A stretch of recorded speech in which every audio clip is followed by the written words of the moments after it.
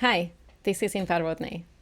I received some feedback on my keynote speaking recently, and the one thing that came up repeatedly that people liked the most was the roadmap for implementing AI in your business.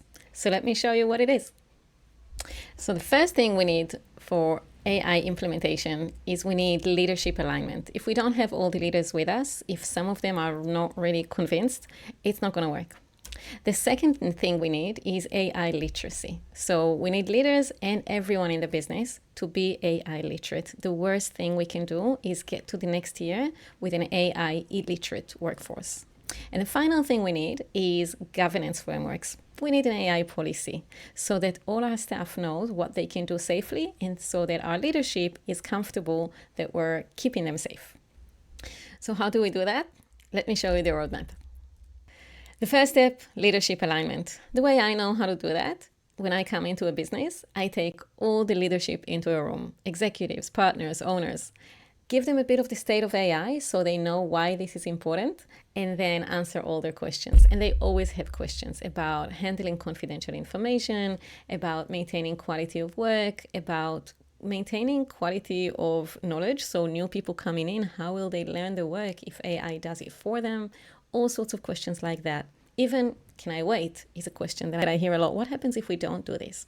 We need to answer all their questions so that they're all on board and we have them with us. The next step is selecting your tools. AI comes to us inside all the tools that we're already using for work, but it also comes in general purpose tools. And the general purpose tools at the moment are a lot more mature and powerful than the AI that comes into specific apps. When I say general purpose tools, I mean ChatGPT, Microsoft Copilot, Google Gemini, whatever it is that you're using. And so we need to make decisions there on which tools we're going to invest in paid accounts so all our staff have safe environments where they can develop their skill. So that's definitely the next thing, decide which one it is. Next, we have to develop an AI policy. An AI policy is not there to create a cage to limit people. It's there to create a safe playground. Everybody wants to do the right thing. But to do the right thing safely and to play safely and develop their skill, they need to know what they're allowed and not allowed to do. So we need to cover things like which tools they're allowed to use, where they're allowed to share confidential information, where they're not allowed to share. Do we need to let our clients know when we use AI? How to verify the results of AI so that I don't end up sending something wrong to the client, that sort of thing. Next, staff training. We need to get everyone started. We need to get them from not sure how to deal with this into I'm using this every day and I know how to do this confidently and responsibly.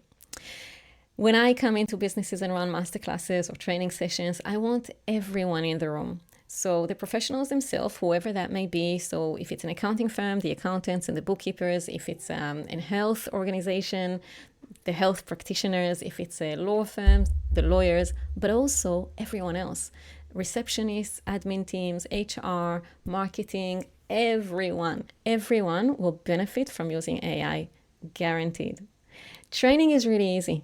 We really just need to get people started on the tool, show them ideas on how it applies into their specific work, to what they're doing every day, and show them all sorts of little tricks and things that people often don't know that they can do with AI. And it's really fast. I usually get it in 1 or 2 sessions that I move from about 30% of the firm never tried and a few tried but not using it regularly because they don't find how it applies to their work, into 95% of the firm or the business using it every day, all the time. This is what we want. Next, we need to practice and embed. So we get people excited in the training, but then many will continue using it because they love it, but many will drop. And so we need to keep it up. How I know how to do that is that I create a chat in the business, if they're on Microsoft, in Teams, for example, and we need to keep sharing there what we're trying, what works, what doesn't work, what we're learning. I like contributing every week some idea or some challenge or a refresher on something that we did so that people keep using it and it keeps being top of mind. The other thing is that if one of us found a great way to use AI in their process, that's magic. But if they share it with 10, 50, 200 other people in the firm, many more will find how that applies to their process and we're multiplying the magic. And that is what we want. And finally, empower technology leaders. Now, this is not really about adopting AI. This is about being a tech-savvy business. Anyway, we all have in our businesses some people who are great with technology. They're not necessarily the leaders, they're not necessarily the ones with the gray hair, they're often the younger people, they're often in different roles in the business, but they are the ones that will tinker with technology and find great things to do with it.